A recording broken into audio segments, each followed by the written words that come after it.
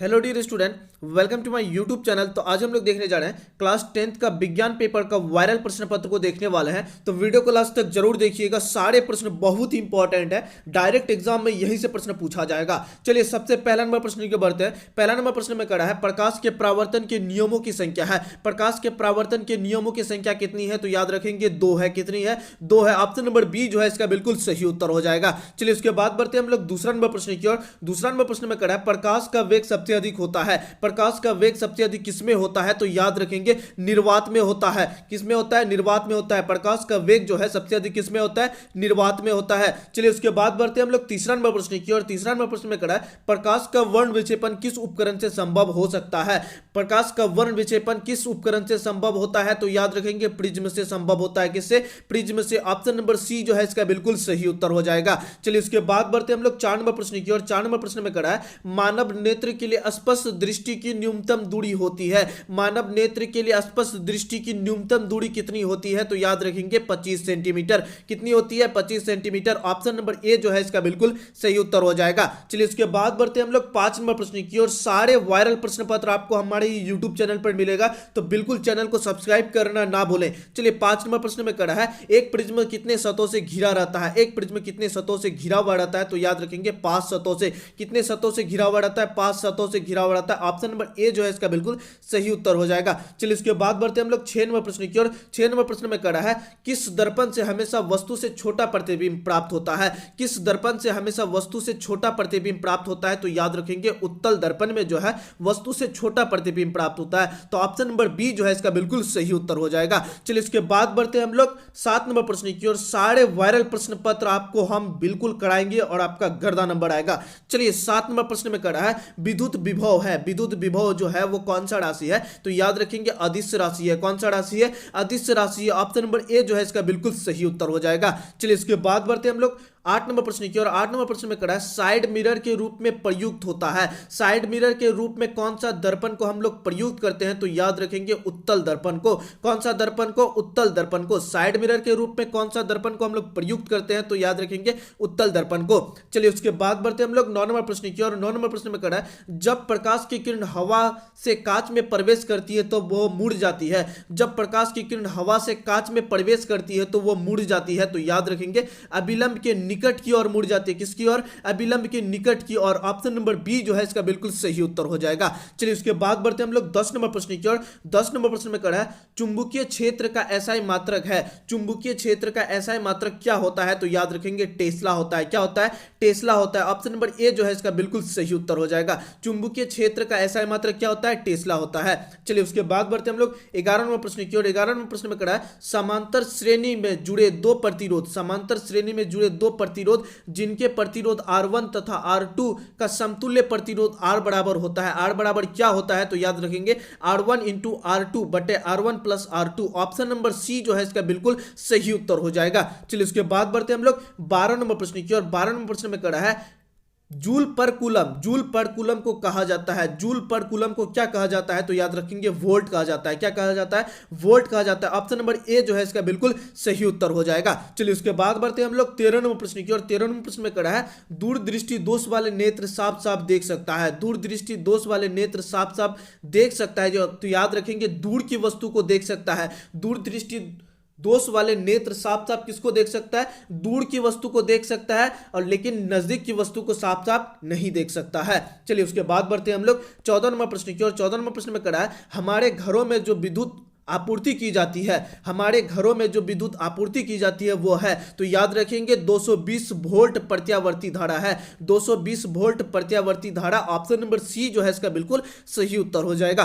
चलिए उसके बाद बढ़ते हैं हम लोग 15 नंबर प्रश्न की ओर। 15 नंबर प्रश्न में करा लघु पतन के समय विद्युत धारा का मान होता है। लघु पतन के समय विद्युत धारा का मान क्या होता है? तो याद रखेंगे बहुत ही अधिक हो जाता है। क्या होता है? बहुत ही अधिक हो जाता है। ऑप्शन नंबर सी जो है इसका बिल्कुल सही उत्तर हो जाएगा। चलिए उसके बाद बढ़ते हैं हम लोग 16 नंबर प्रश्न प्रश्न की ओर 16 नंबर प्रश्न में करा है बिजली का सुचालक है, बिजली का सुचालक कौन है? तो याद रखेंगे ग्रेफाइट जो है वो बिजली का सुचालक होता है। ऑप्शन नंबर डी जो है इसका बिल्कुल सही उत्तर हो जाएगा।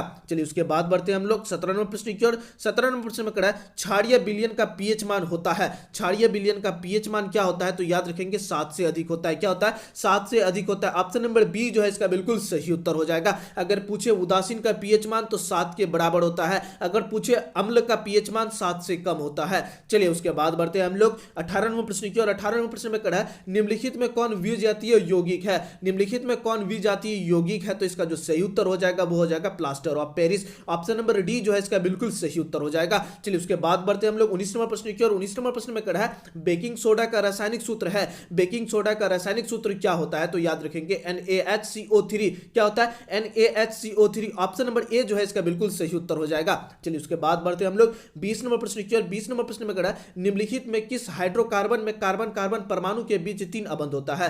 निम्नलिखित में किस का हाइड्रोकार्बन में कार्बन कार्बन परमाणु के बीच 3 अबंध होता है? तो याद रखेंगे CnH4 के बीच में 3 अबंध होता है। ऑप्शन नंबर सी जो है इसका बिल्कुल सही उत्तर हो जाएगा।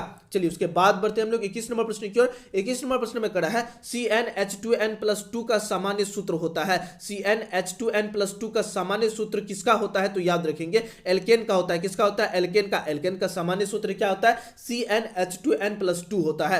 चलिए उसके बाद बढ़ते हैं हम लोग 22 नंबर प्रश्न की ओर। सारे प्रश्न बहुत ही इंपॉर्टेंट है तो अपने दोस्तों तक शेयर करना बिल्कुल भी ना भूलें। अगर इसका पीडीएफ लेना चाहते हैं, पीडीएफ आपको हमारे टेलीग्राम पर मिल जाएगा, तो बिल्कुल टेलीग्राम पर ज्वाइन होकर के सारे वायरल प्रश्न पत्र ले सकते हैं। चलिए 22 नंबर प्रश्न में बढ़ते हैं। 22 नंबर प्रश्न में करा है कार्बनिक यौगिक में कार्बन की संयोजकता होती है, कार्बनिक यौगिक में कार्बन की संयोजकता कितनी होती है? तो याद रखेंगे 4 होती है। कितनी होती है? 4 होती है। ऑप्शन नंबर सी जो है इसका बिल्कुल सही उत्तर हो जाएगा।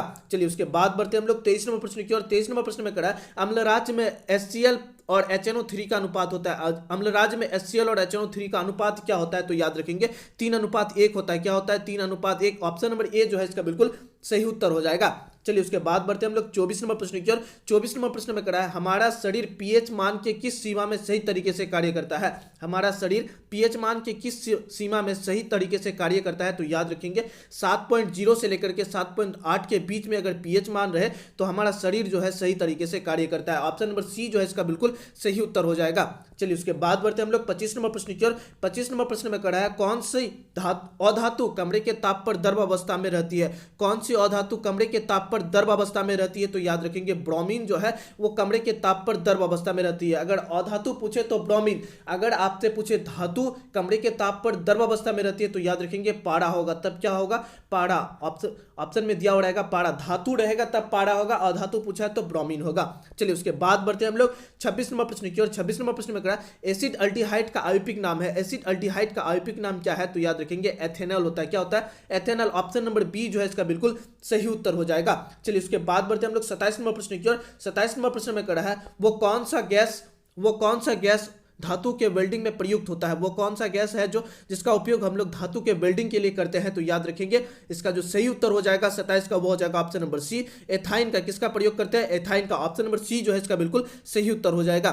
चलिए उसके बाद बढ़ते हैं हम लोग 28 नंबर प्रश्न की ओर। 28 नंबर प्रश्न में करा है निम्नलिखित में कौन सा वैज्ञानिक ने तिर्यक का नियम दिया था? निम्नलिखित में से कौन सा वैज्ञानिक ने तिर्यक का नियम दिया था? तो याद रखेंगे डेवेरनॉट जो है वो तिर्यक का नियम दिया था। ऑप्शन नंबर सी जो है इसका बिल्कुल सही उत्तर हो जाएगा। चलिए उसके बाद बढ़ते हैं हम लोग 29 नंबर प्रश्न की ओर। 29 नंबर में करा है मेंडलीव के आवर्त सारणी में आवर्तों की संख्या कितनी है? मेंडलीव के आवर्त सारणी में आवर्तों की संख्या कितनी है? तो याद रखेंगे 7 है। कितनी है? 7 है। ऑप्शन नंबर ए जो है इसका बिल्कुल सही उत्तर हो जाएगा। चलिए उसके बाद बढ़ते हैं हम लोग 30 नंबर प्रश्न की ओर। 30 नंबर प्रश्न में करा है कोयला तथा पेट्रोलियम कौन सा ईंधन है? तो याद रखेंगे जीवाश्म ईंधन है। कौन सा ईंधन है? जीवाश्म ईंधन है। ऑप्शन नंबर ए जो है इसका बिल्कुल सही उत्तर हो जाएगा। चलिए उसके बाद बढ़ते हैं हम लोग 31 नंबर प्रश्न की ओर। 31 नंबर प्रश्न में करा है निम्नलिखित में कौन प्राकृतिक संसाधन है? निम्नलिखित में कौन प्राकृतिक संसाधन है? तो याद रखेंगे इनमें से कौन प्राकृतिक संसाधन है? वायु भी है और जल भी है। तो इसका सही उत्तर क्या हो जाएगा? ऑप्शन नंबर डी, इनमें से सभी है। इनमें से सभी। ऑप्शन नंबर डी जो है इसका बिल्कुल सही उत्तर हो जाएगा। चलिए उसके बाद बढ़ते हैं हम लोग 32 नंबर प्रश्न की ओर। 32 नंबर प्रश्न में करा है कैल्शियम की परमाणु संख्या क्या है? कैल्शियम की परमाणु संख्या क्या होती है? तो याद रखेंगे 20 होती है। क्या होती है? 20 होती है। कैल्शियम की परमाणु संख्या कितनी होती है? 20 होती है। ऑप्शन नंबर ए जो है इसका बिल्कुल सही उत्तर हो जाएगा। चलिए उसके बाद बढ़ते हैं हम लोग 33 नंबर प्रश्न की ओर। 33 नंबर प्रश्न में करा है स्वपोषी पोषक पोषण के लिए आवश्यक है, स्वपोषी पोषण के लिए क्या आवश्यक है, क्लोरोफिल भी आवश्यक है, CO2 तथा जल भी आवश्यक है, उसके बाद सूर्य का प्रकाश भी आवश्यक है। तो इसका सही उत्तर क्या हो जाएगा, इनमें से सभी। ऑप्शन नंबर डी जो है इसका बिल्कुल सही उत्तर हो जाएगा।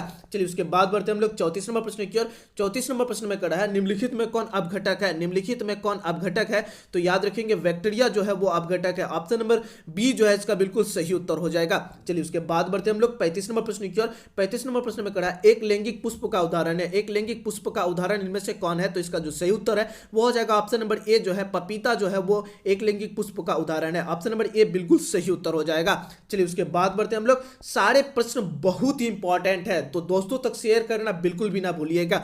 चलिए 36 नंबर प्रश्न में कड़ा है, मेंडल ने अपने प्रयोग में किस पौधे का चयन किया था, मेंडल ने अपने प्रयोग में किस पौधे का चयन किया था। तो याद रखेंगे मटर के पौधे का, किसका, मटर के पौधे का। ऑप्शन नंबर सी जो है इसका बिल्कुल सही उत्तर हो जाएगा। चलिए उसके बाद बढ़ते हैं हम लोग 37 नंबर प्रश्न की ओर। 37 नंबर प्रश्न में कड़ा है, जीव किस प्रक्रम के द्वारा अपनी संख्या में वृद्धि करती है, जीव किस प्रक्रम के द्वारा अपनी संख्या में वृद्धि करते हैं। तो याद रखेंगे जनन के द्वारा, किसके द्वारा, जनन के द्वारा। ऑप्शन नंबर बी जो है इसका बिल्कुल सही उत्तर हो जाएगा। चलिए उसके बाद बढ़ते हैं हम लोग 38 नंबर प्रश्न की ओर। 38 नंबर प्रश्न में कड़ा है, नर युग्म और मादा युग्म के संलग्न को कहते हैं, नर युग्म और मादा युग्म के संलग्न को क्या कहते हैं। तो याद रखेंगे निषेचन कहते हैं। क्या कहते हैं, निषेचन कहते हैं। ऑप्शन नंबर डी जो है इसका बिल्कुल सही उत्तर हो जाएगा। चलिए उसके बाद बढ़ते हैं हम लोग 39 नंबर प्रश्न की ओर। 39 नंबर प्रश्न में कड़ा है, स्त्री केसर का आधारीय भाग कहलाता है, स्त्री केसर का आधारीय भाग क्या कहलाता है। तो याद रखेंगे अंडाशय कहलाता है। क्या कहलाता है, अंडाशय कहलाता है। ऑप्शन नंबर डी जो है इसका बिल्कुल सही उत्तर हो जाएगा।